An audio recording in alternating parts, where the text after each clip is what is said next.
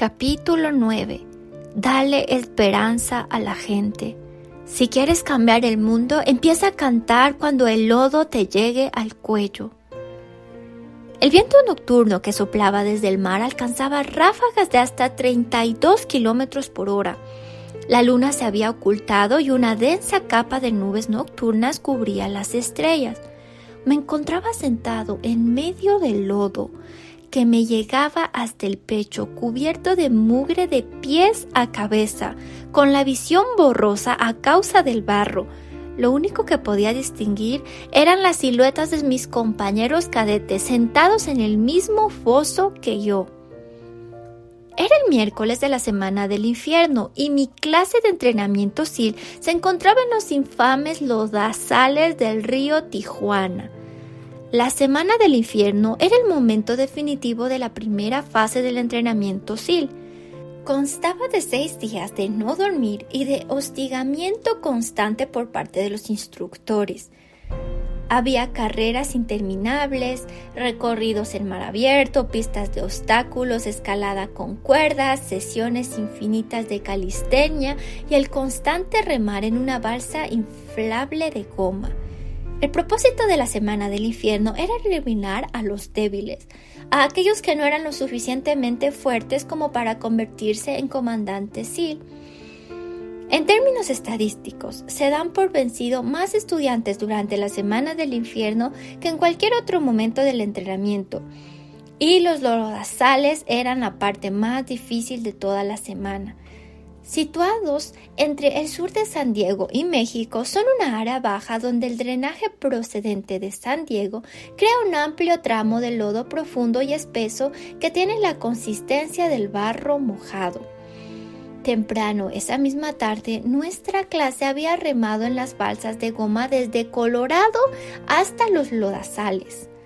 Al llegar, se nos había ordenado que nos metiéramos en el lodo y que iniciáramos una serie de carreras y enfrentamientos individuales diseñados para mantenernos fríos, mojados y en condiciones miserables. El lodo se adhiere a cada parte de tu cuerpo. Era tan denso que moverte a través de él te agotaba por completo y ponía a prueba tu determinación para seguir adelante. Las carreras siguieron durante horas. Para cuando empezó a caer la noche, casi no podíamos movernos por el frío que nos calaba hasta los huesos y la fatiga. Al ponerse el sol, la temperatura descendió, el viento empezó a soplar y todo parecía ponerse aún más difícil. La moral estaba cayendo en picado. Apenas era miércoles y todos sabíamos que nos quedaba por delante otros 3 días de dolor y agotamiento. Aquel era el momento decisivo para muchos cadetes. Tiritando de manera incontrolable, con las manos y los pies hinchados por la actividad constante y con la piel tan sensible que incluso el más mínimo movimiento resultaba incómodo, nuestras esperanzas de completar el entrenamiento se desvanecían a toda velocidad. Perfilado contra las distantes luces de la ciudad, un instructor SEAL caminó decidido a la orilla de los lodazales. Como si fuese un viejo amigo, habló dulcemente a través de un megáfono, ofreciendo consuelo a los doloridos cadetes. Nos invitó a reunirnos con él y los demás instructores junto al fuego. Tenían café caliente y caldo de pollo. Podríamos relajarnos hasta que saliera el sol, descansar, tomarnos las cosas con calma. Pude intuir que algunos de los aspirantes estaban dispuestos a aceptar su oferta. Después de todo, ¿cuánto tiempo más podíamos sobrevivir en el lodo? Un fuego reconfortante, café caliente y caldo de pollo sonaba muy bien. Pero había un detalle. Lo único que hacía falta era que 5 de nosotros nos diéramos por vencidos. Solo con 5 que se rindieran, el resto de los cadetes podrían aliviar su dolor. El que estaba junto a mí empezó a moverse hacia el instructor. Lo agarré del brazo y lo detuve con todas mis fuerzas, pero sus ansias por abandonar el lodo eran demasiadas. Se soltó y empezó a salir a tropicones hacia tierra firme. Vi la sonrisa del instructor. Él sabía que una vez que uno se rindiera, otros lo seguirían. De repente, por encima del alular del viento, se oyó una voz. Cantaba. Se oía cansada y rasposa, pero lo suficientemente fuerte para que todos la oyéramos. La letra no era apta para personas sensibles, pero todos conocíamos la melodía.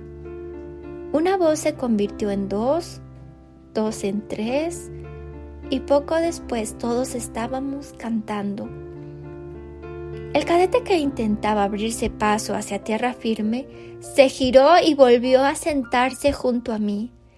Enganchando su brazo con el mío, empezó a cantar con nosotros. El instructor tomó el megáfono y nos ordenó que dejáramos de cantar. Nadie le hizo caso. Le gritó al líder de la promoción que controlara a sus cadetes. La canción prosiguió. Con cada amenaza del instructor, nuestras voces se elevaban cada vez más. Nuestra clase se hacía más fuerte y nuestra voluntad de seguir adelante, pese a la adversidad, se volvió inquebrantable. En la oscuridad, el fuego reflejado en el rostro del instructor me permitió ver que estaba sonriendo. De nuevo, habíamos aprendido una lección importante. El poder de una sola persona para unir al grupo.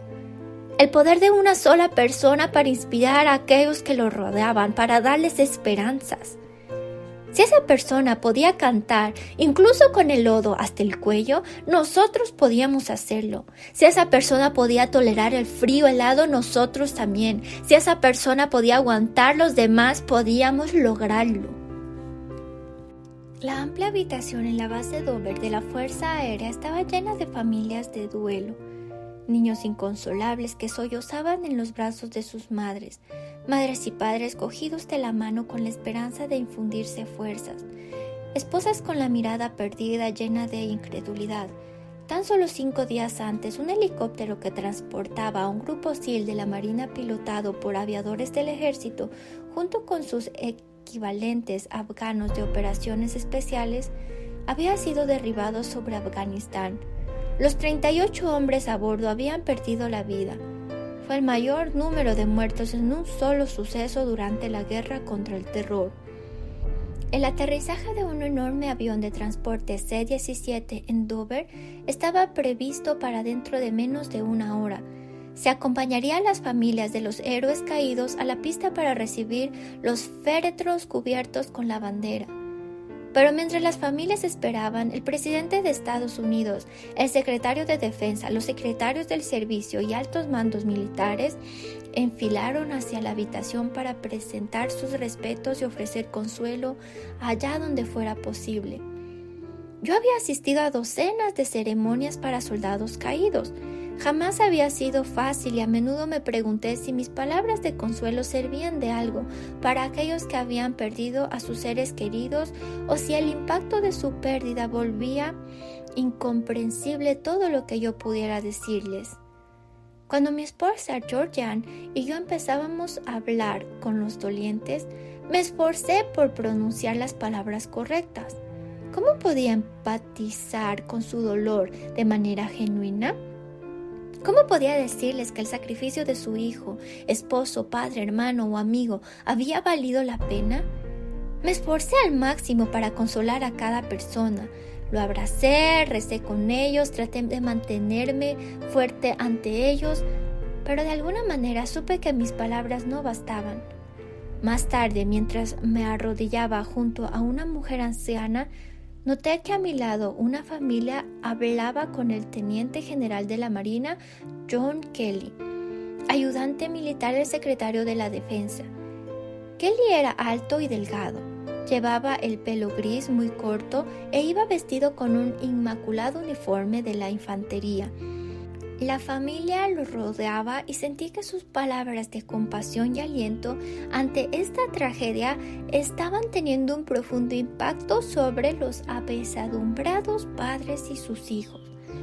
Le sonrió y ellos le devolvieron la sonrisa. Los abrazó y ellos también lo abrazaron. tendió su mano y ellos la apretaron fuertemente entre las suyas. Después de abrazar a los padres una última vez y de dar las gracias a la familia por su sacrificio, Kelly pasó al siguiente grupo de supervivientes devastados. Durante la siguiente hora, John Kelly conmovió a casi cada una de las familias que se encontraban en la habitación, más que las de ningún otro visitante ese día. Las palabras de Kelly conmovieron a todos los padres, esposas, hermanos, hermanas y a todos los amigos. Sus palabras eran de comprensión. Las suyas eran palabras compasivas y sobre todo palabras de esperanza. Solo John Kelly pudo hacer algo aquel día. Solo John Kelly pudo darles esperanza, porque solo John Kelly sabía lo que era perder a un hijo en combate. El teniente primero de la Marina, Robert Kelly, murió en Afganistán en 2010. Mientras prestaba servicio en el 3er Batallón de la 5ª de la Marina. El general Kelly y su familia habían tenido que hacer frente a esa tragedia, al igual que las familias que se encontraban en Dover ese día. La familia Kelly había sobrevivido, había perseverado a pesar del dolor, de la aflicción y de la inconsolable sensación de pérdida. Ese día, el observarlo también me dio fuerza. La verdad es que cuando pierdes a un soldado te lamentas por su familia, pero también temes que ese mismo destino pueda ser el tuyo algún día. Te preguntas si podrías sobrevivir a la muerte de un hijo o una hija, o te preguntas cómo se las arreglaría tu familia sin ti. Conservas la esperanza y rezas porque Dios tenga misericordia de ti y que no sea su voluntad que tengas que lidiar con esa carga inimaginable. A lo largo de los siguientes 3 años, John Kelly y yo nos hicimos amigos íntimos.